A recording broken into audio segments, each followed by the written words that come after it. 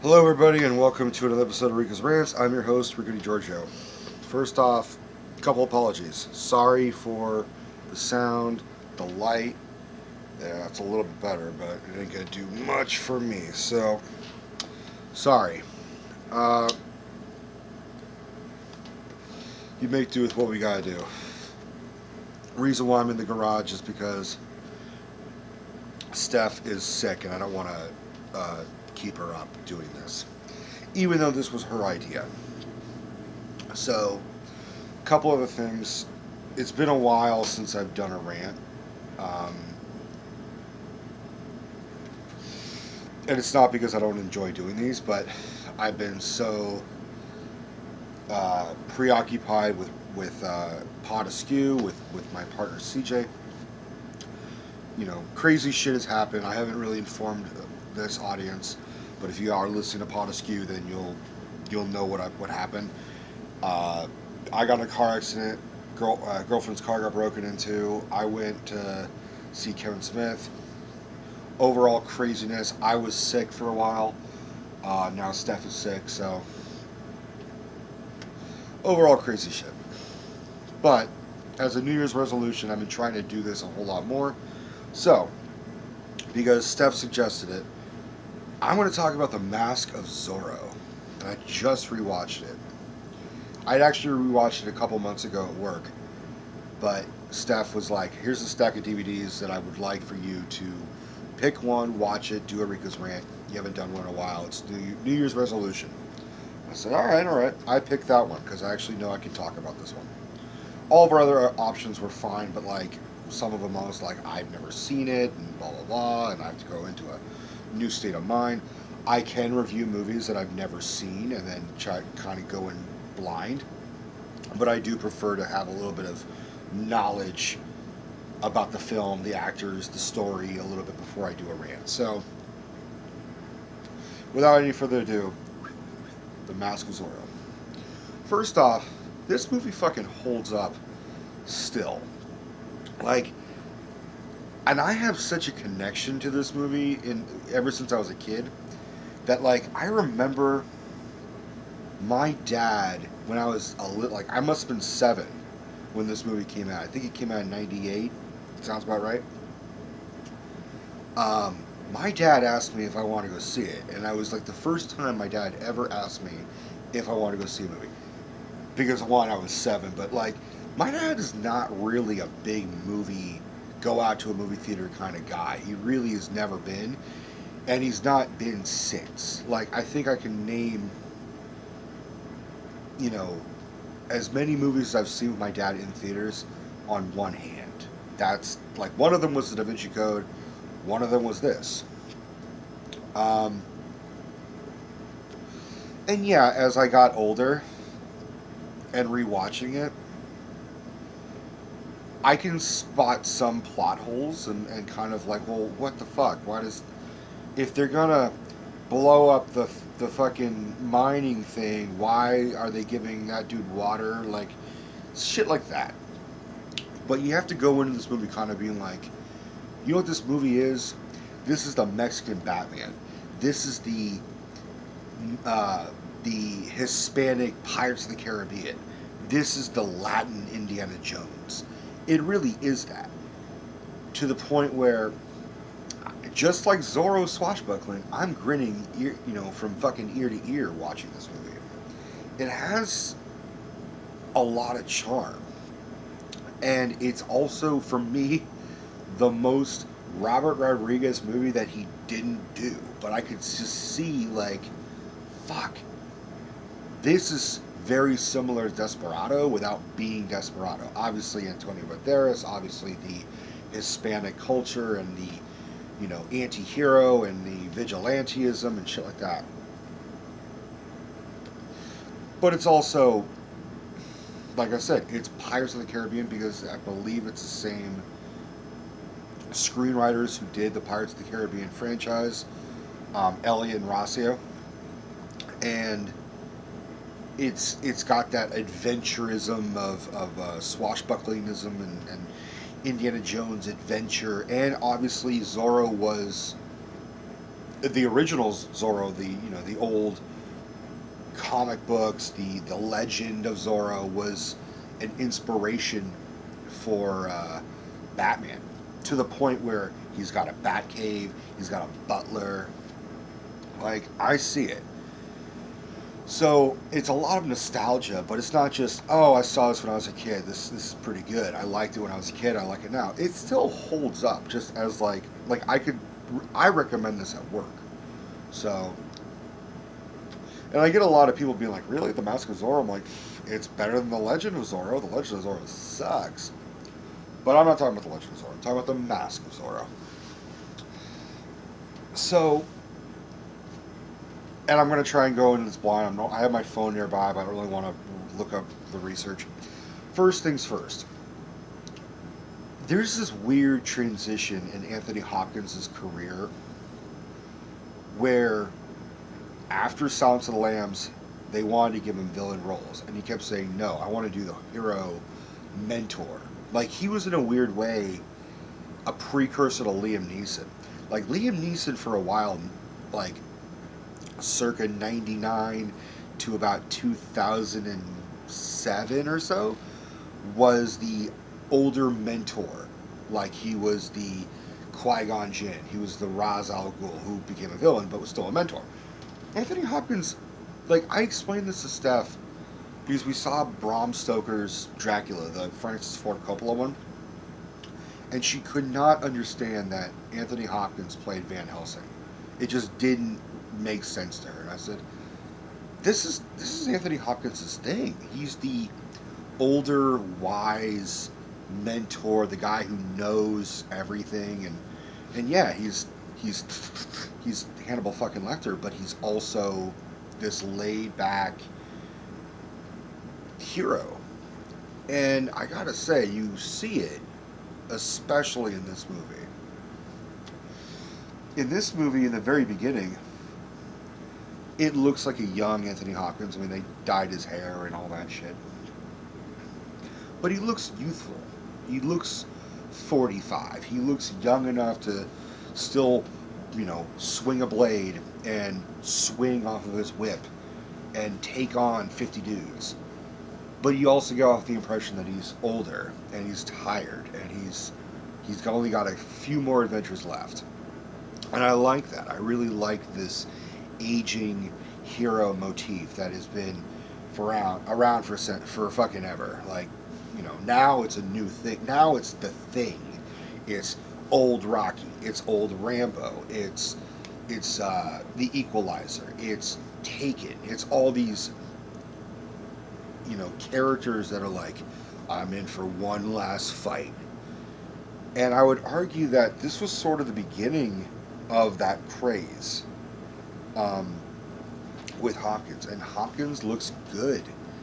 It would baffle me if to see him sword fighting and knowing Anthony Hopkins is an elderly man who doesn't look like he can fucking swing a blade.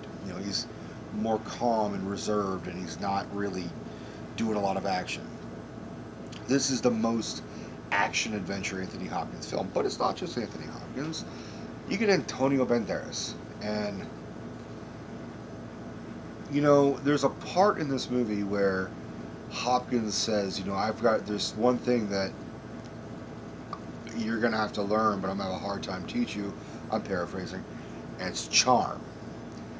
Fucking Anthony Hopkins, Antonio Banderas has a lot of charm. Even when he is sort of this bearded, long-haired rapscallion. He's a drunk, but he's got charm. And it's integral for the character because Zorro is a hero to the people. He's also cunning like a fox, like his name. Zorro means fox. But he's got this mischievousness in his eyes and in his smile and the way he sword fights. It's always he's got another step. I would also argue that in similar ways, not exact, similar ways, he's like Jack Sparrow. Like, there would not have been a Pirates of the Caribbean type film if it wasn't for this. This has all the swashbuckling. This has the MacGuffin of the plot device, which is okay, gold and California and Spain, and who gives a fuck? Just like, okay, there's Aztec gold, we got to return it, blah blah blah. When you're watching these movies, the plots are great. They have to be detailed with historical accuracies and some minor inaccuracies, but the writers have to know more or less their shit. They have to know a mythology and a lore and that type of thing.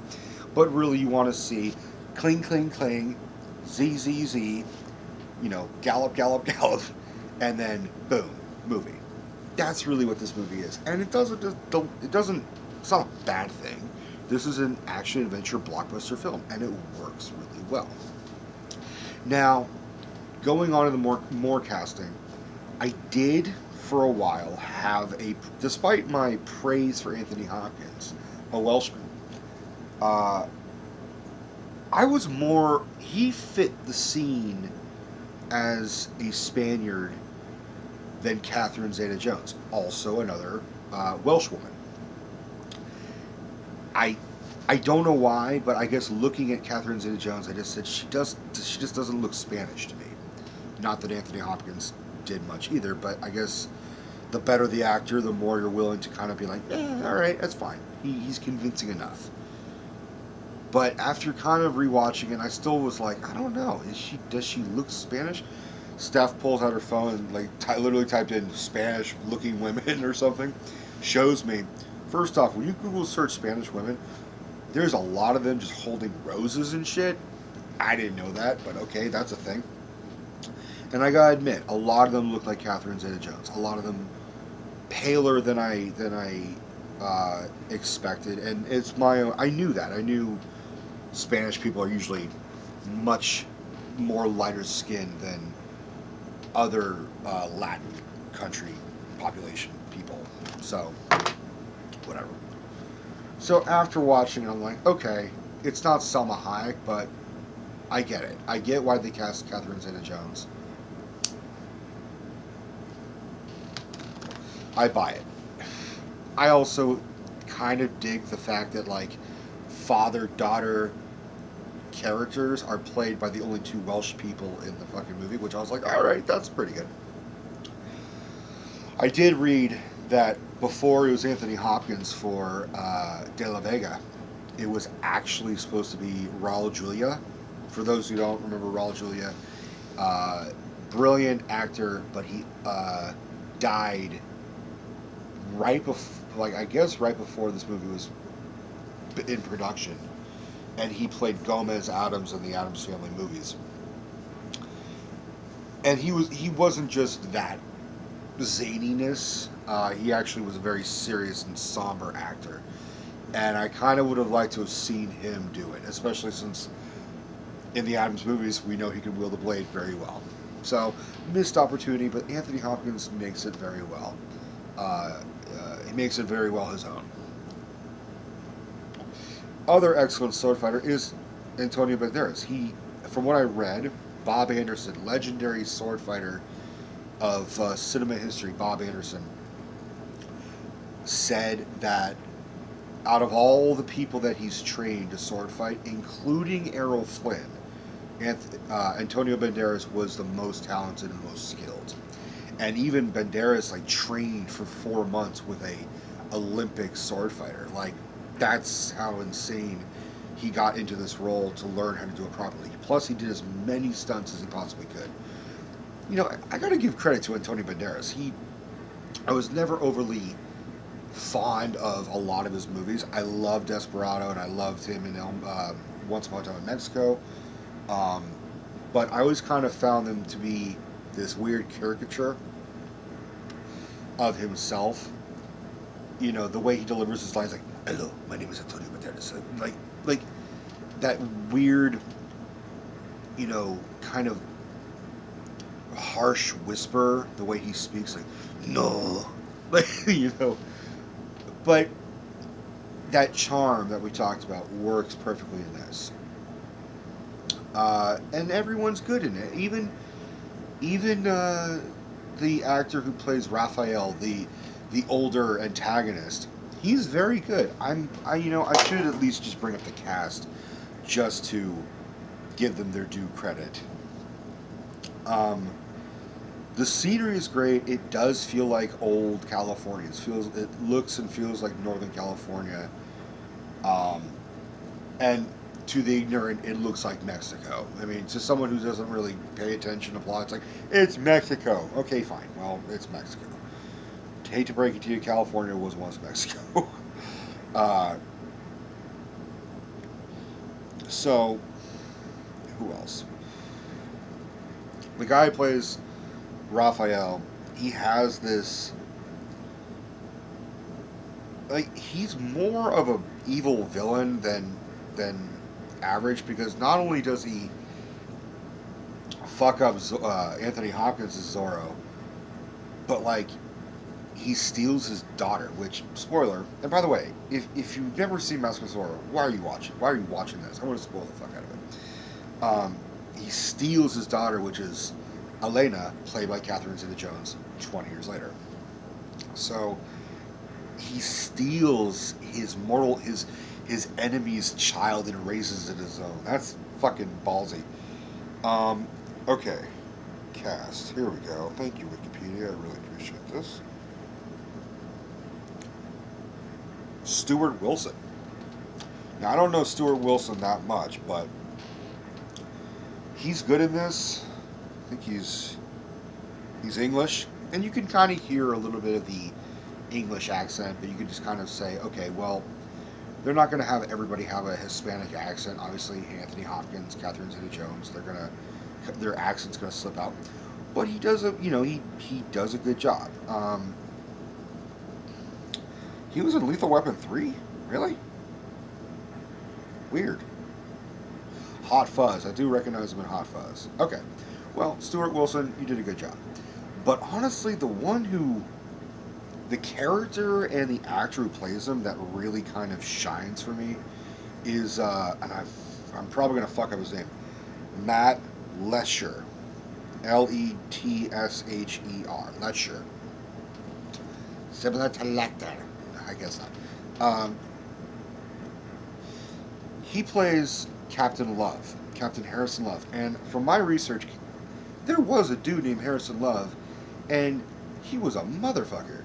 To the point where there's a scene in this movie where he offers a drink to Antonio Banderas, and it's a severed head of his brother in a water jug, and a severed hand of the dude that they hung out with when they were a gang and criminals, Three Finger Jack, which I'll talk about Three Finger Jack in a minute, and he offers him that. Harrison Love really did do that. That's some sick shit. But Matt Lesher he does a really good job, because he's got this arrogance and shrewdness as a villain, and he kind of looks amazing. Like, he's a really good looking dude, and he's got like long blonde hair and a beard that doesn't look unkempt, and he kind of looks like General Custer's really talented and good looking little brother. And that's what kind of makes it even more unnerving, is that he's really kind of amazing to look at, with blue eyes and shit. And oh, wait a minute. Oh, he's the guy who plays Eobard Thawne in The Flash. There he is. Okay. I knew I recognized him. I kept thinking, is he the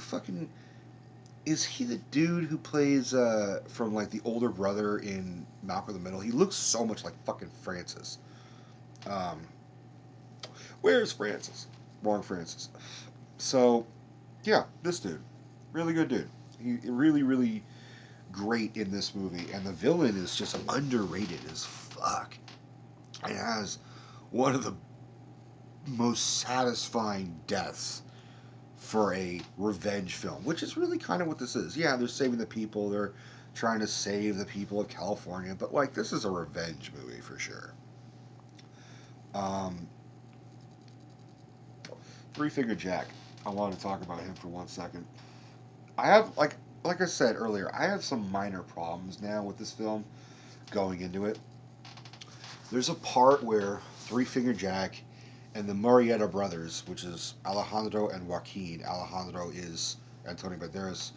Um, they're a group of bandits, and they're being led on horseback while they're like dragged by rope to a place to get a bounty of their heads, and they're all in on it. They're gonna try and steal the money and fuck up the.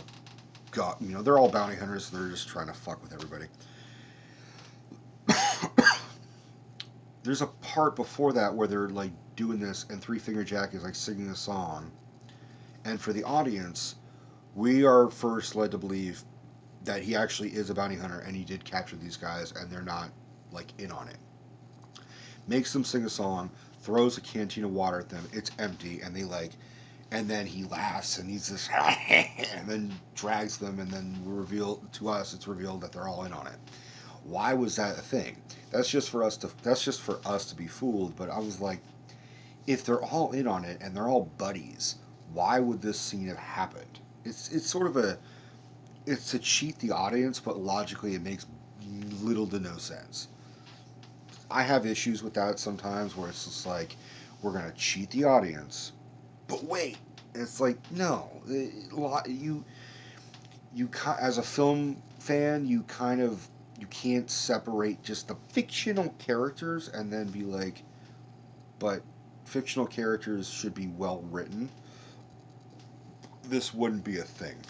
And also, Three Finger Jack has one of the stupidest deaths, where later at this mining facility thing where they're digging up all the gold and shit, he yells at all the dons and the people of status and calls them peckerwoods and shit, and he's in a cart and he hits it with a pickaxe, and the cart goes sliding down. He's screaming and he's got his pickaxe up the entire time, and then it's going to launch him, and he's going to try and kill Captain Love, and the dude just shoots him in the air. Like, if you're going to go out in a blaze of glory, I get it, but like, do something more, like, I don't know, intelligent. Strap dynamite. If you really want to die and you want to go out in a blaze of glory, strap dynamite to yourself, or sneak up on the dude and fucking stab as many motherfuckers as you can until they shoot you. Don't just go, like, why? But whatever. Yeah, man, I do like the direction. I think Martin Campbell is a really underrated director. He's done some great work with the Bond franchise. I mean, fuck, dude. Two of my favorite Bond films, later Bond films, is GoldenEye and Casino Royale. And he did both of those. And they're still just well directed. And very different films. Like, he has a different style per film. GoldenEye is, espionage, James Bond fanfare, but at the same time, it's a really well written and well shot film. Like, it's a different vision. This Mask of Zorro looks like a Robert Rodriguez film to a certain degree. It looks like a Jerry Bruckheimer, Robert Rodriguez, Pirates of the Caribbean weird mashup. Never would have suspected. Oh, the guy who later did a Casino Royale Bond flick with Daniel Craig did this flick. He doesn't. It surprised the hell out of me. Writing is good. Directing is good. The acting is really good. So yeah, that's all I can really say. A couple announcements. If you haven't subscribed to Pod Askew Podcast, we are on every podcast way of listening. You can listen to Apple, Google, Stitcher. We pretty much run everything. If you can't find it, just do a Google search, Pod Askew, and you'll see my logo. It'll be me doing this with a fedora, and then a skinny dude next to me. That's CJ. Like our shit, we're always putting it out every week, and we do have some new episodes coming out. Especially if you're fans of Kevin Smith and that whole world. I just recently went to see his show at the Fox Theater, and I tell a little story about that. Alright guys, don't forget to like and subscribe, and have a nice day.